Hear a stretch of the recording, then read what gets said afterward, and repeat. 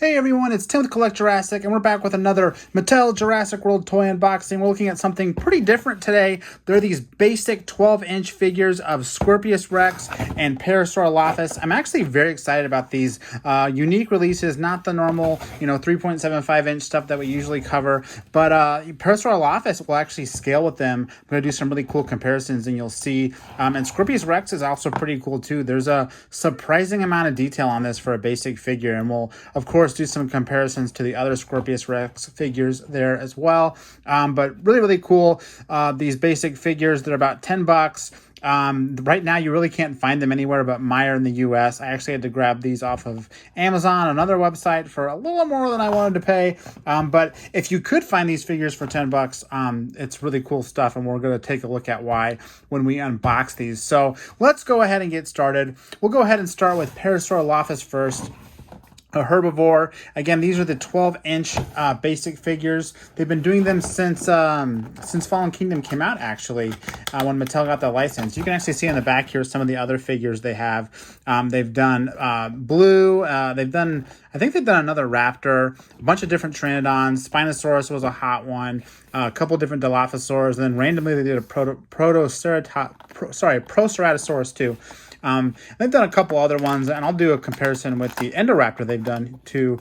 So they've been doing this for a while with these 12-inch figures. But the box, sorry, I started opening it, but I wanted to talk about the box because love the Dino Escape art.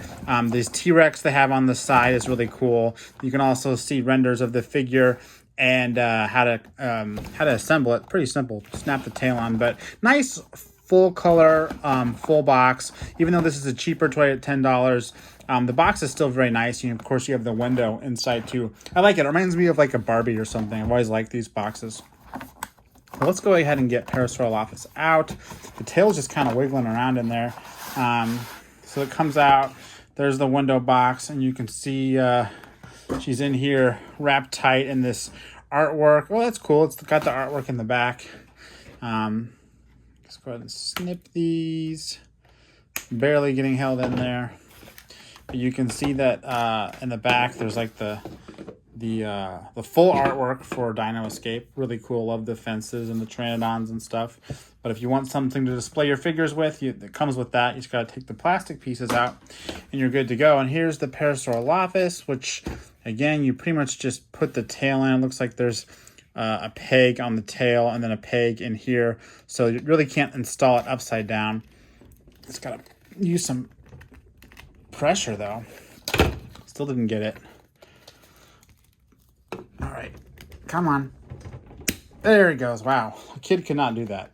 And there is the Parasaurolophus, the basic 12-inch Parasaurolophus. It does have some articulation here. It has the legs that go up and down, and then the arms that go up and down. The head, unfortunately, has no articulation whatsoever, nothing in the neck. The tail has the rotation on it. But other than that, it doesn't have a lot of articulation. For $10, you get what you pay for. But there is a nice amount of paint detail on here. You can see the eyes are painted, and this whole top crest is actually separate plastic. It's not painted. It's actually molded plastic, but it gives the head like a nice contrast there. So you can see the eye paint on the other side, sort of some darker, I guess it's like a red tone around the neck. Then the stripes going through.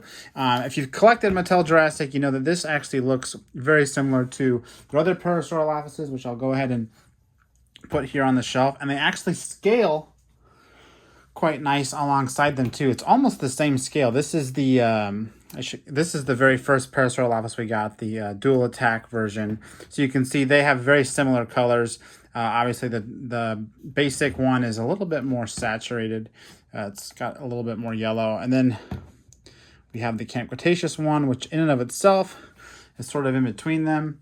But you can see how well this figure kind of looks next to all these. It blends right in. It's like literally part of the herd, which is why I was so excited to get this thing. So if you got a bunch of these, you'd basically have an instant herd. The key is finding them for $10, which is not simple, but it goes really well with them. It's actually a tiny bit bigger, which I kind of love.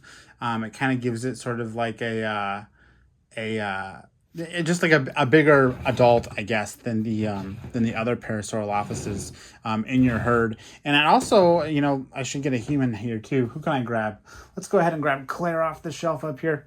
Claire, get over here. So you can see the impressive, scoot everything back so we can get it in frame. You can see sort of the impressive size of this basic Parasaurolophus next to a Mattel human. It still scales pretty well. Looks like just a bigger version of the Parasaurolophus.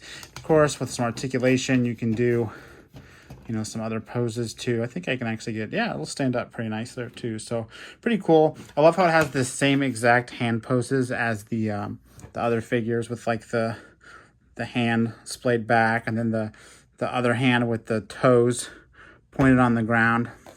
This one has the exact same hands. You know, they're obviously going to reuse that mold as much as they can. And I think this was an awesome fit for the basic line. If you could get it readily available, it's just a great herd builder. So pretty fun Parasaurolophus. I actually like the saturated color too. I think that's something I'm going to enjoy about this version. It just pops a little more, and you know, with the paint detail it has, it does enough. It does enough. It's still, you know, sort of cheap, but the figure itself is supposed to be cheap. Really lines up nicely with that dual attack with the stripes going all the way through. It's pretty cool. So Mattel did good here. I like this one. Really like this Parasaurolophus. So that is the 12-inch Parasaurolophus and some comparisons next to some other Mattel figures. Let's go ahead and look at Scorpius Rex. Scorpius Rex, definitely an exciting, popular new species for Jurassic.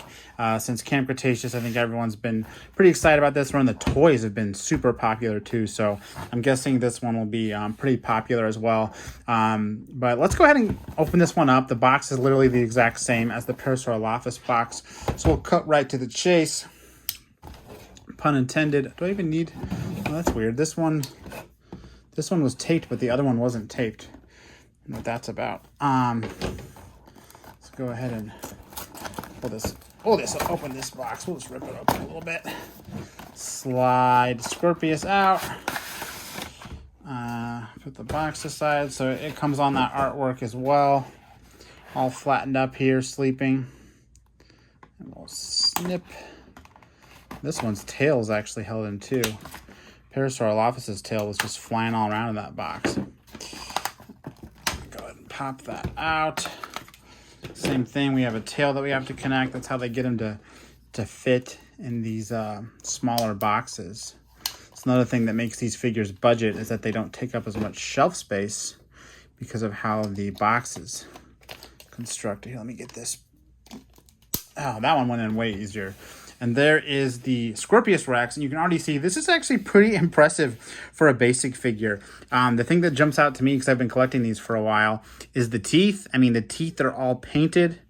That's not normal for these basic figures. Case in point, I'll go ahead and grab the very first wave Indoraptor. You can see this figure does not have any painted teeth.